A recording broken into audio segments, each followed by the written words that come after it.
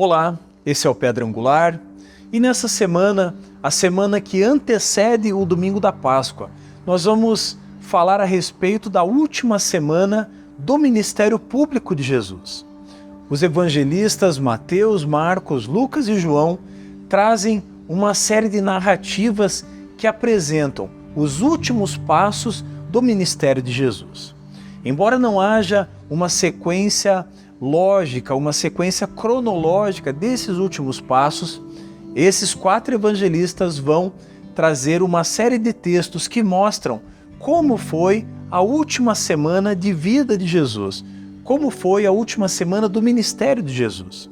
E essa semana nós chamamos de Semana da Paixão, e nós vamos então trazer alguns textos bíblicos que vão nos mostrar o que aconteceu desde o domingo de Ramos, o domingo em que Jesus entra em Jerusalém, até o domingo de Páscoa, o domingo em que o nosso Mestre ressuscitou. Pois bem, e nós vamos começar então falando a respeito do domingo de Ramos. Um domingo em que houve a entrada triunfal de Jesus em Jerusalém. E Mateus narra no capítulo 21, entre o versículo 1 e 11, como aconteceu essa entrada triunfal de Jesus. Diz assim a palavra do Senhor. Quando se aproximaram de Jerusalém e chegaram em Betfagé, ao Monte das Oliveiras, Jesus enviou 2 discípulos dizendo-lhes: vão até a aldeia que está adiante de vocês, e logo encontrarão presa uma jumenta, e com ela um jumentinho. Desprendam e tragam para mim. E se alguém disser alguma coisa, respondam: o Senhor precisa deles. E logo ele deixará que vocês tragam os animais. Ora, isso aconteceu para se cumprir o que foi dito por meio do profeta. Digam à filha de Sião: eis que o seu rei vem até você, humilde, montado em jumenta, e num jumentinho, cria de animal de carga. Indo os discípulos e tendo feito como Jesus lhes havia ordenado, trouxeram a jumenta e o jumentinho. Então puseram em cima deles as suas capas, e sobre elas Jesus montou. E a maior parte da multidão estendeu as suas capas no caminho, e outros cortavam ramos de árvores, espalhando-os pelo caminho. E as multidões, tanto as que iam adiante dele como as que o seguiam, clamavam: Hosana ao filho de Davi, bendito o que vem em nome do Senhor, Hosana nas maiores alturas. E quando Jesus entrou em Jerusalém, toda a cidade se alvoroçou, e perguntavam: quem é este? E as multidões respondiam: esse é o profeta Jesus, de Nazaré da Galileia. Alguns outros textos bíblicos também falam a respeito dessa entrada de Jesus em Jerusalém. Zacarias 9:9, também o Salmo 118, são textos que também de forma profética apontavam para essa entrada de Jesus em Jerusalém. Após essa entrada, Jesus então retorna para Betânia, uma cidade que ficava localizada a aproximadamente 9 quilômetros de Jerusalém.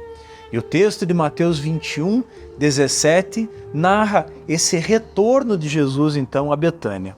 Diz assim a palavra do Senhor: e, deixando-os, saiu da cidade e foi para Betânia, onde passou a noite. E assim então se encerrou o domingo da paixão, o domingo de Ramos, o domingo que antecedeu a ressurreição de Jesus. Após o domingo de Ramos, na segunda-feira da paixão, o texto de Mateus 21, entre os versículos 18 e 22, vão narrar Jesus amaldiçoando uma figueira. Jesus, que havia retornado para Betânia, então, na segunda-feira, ele passa por um lugar e avista uma figueira. E nesse lugar, a Bíblia diz que ele teve fome. Então, ao procurar o fruto, ele não encontra o fruto dessa figueira. O texto de Mateus 21, entre os versículos 12 e 16, também narram, na segunda-feira ainda, no retorno a Jerusalém, Jesus expulsa então os cambiadores que estavam ali comercializando dentro do templo. Ao sair de Jerusalém, na tarde daquela segunda-feira, Jesus provavelmente retorna para Betânia. E ali, naquele lugar, os discípulos encontram aquela figueira que havia sido amaldiçoada, ela estava completamente seca. O texto de Marcos 11:20 vai narrar esse episódio. E, passando eles pela manhã, viram que a figueira estava seca, desde a raiz. Pois bem, na terça-feira da Paixão, a Bíblia nos ensina lá em Mateus, no capítulo 21, entre os versículos 23 e Mateus 23, no versículo 39, que Jesus então retorna a Jerusalém. E no templo ele começa a ensinar. Ali, os principais sacerdotes, escribas e anciãos se aproximam de Jesus e começam a confrontá-lo, começam a discutir com ele. Na realidade, aqueles homens queriam achar algum argumento para prender Jesus. E nesse contexto de confronto entre esses homens e Jesus, Jesus começa então a contar uma série de parábolas descritas ali em Mateus 21, entre os versículos 28 e 32, Mateus 21, entre os versículos 33 e 46, e outros textos que vão falar a respeito da postura daqueles homens diante de Cristo, diante de Jesus, diante do próprio Deus. A Bíblia ainda narra a oferta da viúva pobre, aquele texto tão conhecido narrado por Marcos, no capítulo 12, entre os versículos 41 e 44. Diz assim a palavra do Senhor: Sentado diante da caixa de ofertas, Jesus observava como o povo lançava ali o dinheiro. Ora, muitos ricos depositavam grandes quantias. Vindo, porém, uma viúva pobre, lançou 2 pequenas moedas, correspondentes a 1 quadrante. E, chamando os seus discípulos, Jesus disse: Em verdade lhes digo que esta viúva pobre lançou na caixa de ofertas mais do que todos os ofertantes, porque todos eles deram daquilo que lhes sobrava. Ela, porém, da sua pobreza deu tudo o que possuía, todo o seu sustento. E Jesus, ainda na terça-feira, narra a respeito da destruição do templo e da sua segunda vinda. É o chamado sermão profético de Jesus. Tudo isso aconteceu na terça-feira. E na quarta-feira da Paixão, a Bíblia nos ensina em Mateus 26, entre os versículos 1 e 5, que aqueles escribas, aqueles fariseus, estavam então desenvolvendo um plano para matar Jesus. E Jesus, naquele contexto, avisa os seus discípulos que dentro de 2 dias ele seria entregue para ser crucificado. Jesus retorna ainda para Betânia. O texto de Mateus 26, entre os versículos 6 e versículos 13, vai mostrar que nessa ocasião, em Betânia, uma mulher, a conhecida mulher do vaso de alabastro, então derrama sobre a cabeça de Jesus aquele precioso perfume. E o próprio Jesus, naquele contexto, diz aos seus discípulos que, através daquela atitude, o seu corpo estaria sendo preparado para o sepultamento. E esse texto está lá em Mateus 26, no versículo 12.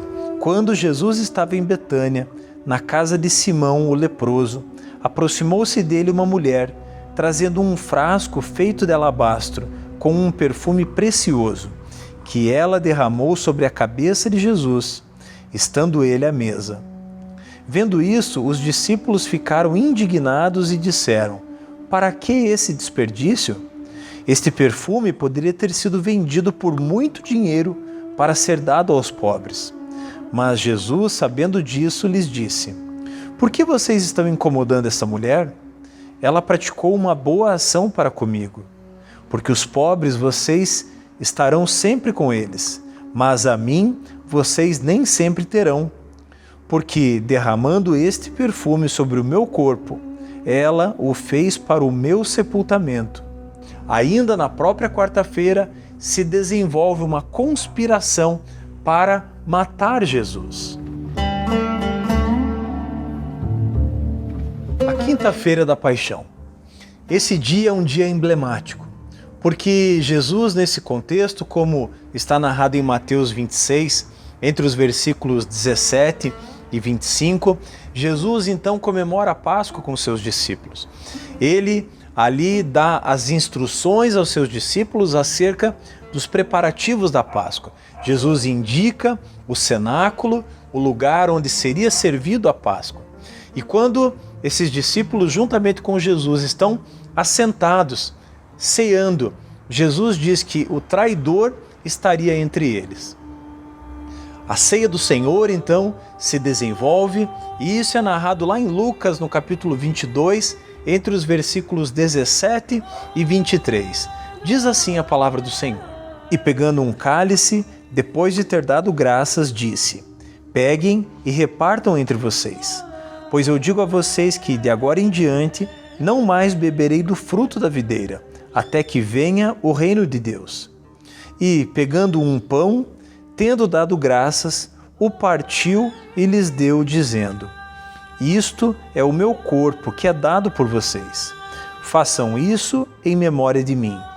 Do mesmo modo, depois da ceia, pegou o cálice, dizendo: Este cálice é a nova aliança no meu sangue derramado por vocês.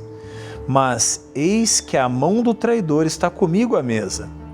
Pois o Filho do Homem vai segundo o que está determinado, mas ai daquele por quem ele está sendo traído.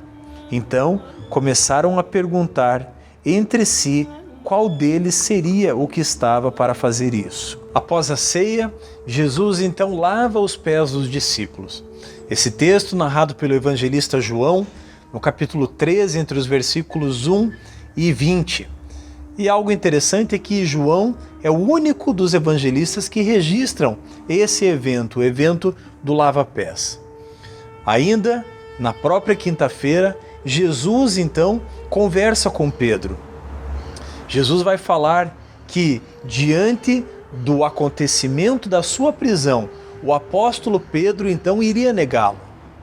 E você conhece o texto, Pedro diz que jamais negaria Jesus, porém, o próprio texto bíblico nos diz que ele negou Jesus. Ainda na quinta-feira, Jesus consola os seus discípulos. Diante da iminente prisão e morte, Jesus consola aqueles discípulos que se encontravam abatidos. Jesus ora também a favor dos discípulos, texto que está lá em João, no capítulo 17, e ali, nesse contexto de João 17, o evangelista João registra a oração de Jesus em prol dos seus discípulos. Saindo dali, Jesus e os seus discípulos vão então para o Getsêmani. E naquele lugar, Jesus parte para um lugar ainda mais secreto para orar. E é nesse lugar onde Jesus e os seus discípulos frequentavam é que Jesus é preso. E esse texto está narrado lá em Mateus, no capítulo 26, entre os versículos 47 e 56. E nesse contexto, Jesus é preso e ele é levado diante do Sinédrio. Ali, preso diante do Sinédrio, aqueles homens então buscam acusar Jesus. E é nesse contexto que Pedro nega Jesus. E chega a sexta-feira da Paixão. Nesse dia, Jesus então é julgado e ele é levado diante de Pôncio Pilatos. Esse texto, lá em Mateus 27, nos versículos 1 e 2, vão narrar esse julgamento do nosso Senhor Jesus. Naquela ocasião, aquela multidão que acompanhava o julgamento, ela é incitada por aqueles homens, sacerdotes, fariseus, escribas, que naquele momento preferiram soltar Barrabás e pediram a crucificação de Jesus. Na sexta-feira, então, Jesus é julgado, é crucificado e aproximadamente às 9 horas da manhã, conforme narra o Evangelho de João, no capítulo 19, Jesus, então, é crucificado naquele lugar chamado Calvário. Por volta das 3 horas da tarde, Jesus então morre. Jesus se entrega ao Pai, entrega o seu espírito ao próprio Deus. João 19, entre os versículos 31 e 37, vai falar a respeito desse momento. Diz assim a palavra do Senhor: Mas um dos soldados lhe abriu o lado com uma lança, e logo saiu sangue e água. Jesus então é sepultado. Jesus foi sepultado antes do pôr do sol, no túmulo cedido por José de Arimateia. O sepultamento de Jesus também conta com a participação de Nicodemos, aquele mesmo que veio procurar Jesus e perguntar a respeito do reino de Deus. Esse Nicodemos então fornece especiarias para que o corpo de Jesus fosse então ungido e sepultado. Vem o sábado e durante todo o dia do sábado, Jesus permaneceu sepultado. E a Bíblia diz que o seu túmulo ele foi vigiado pela guarda romana.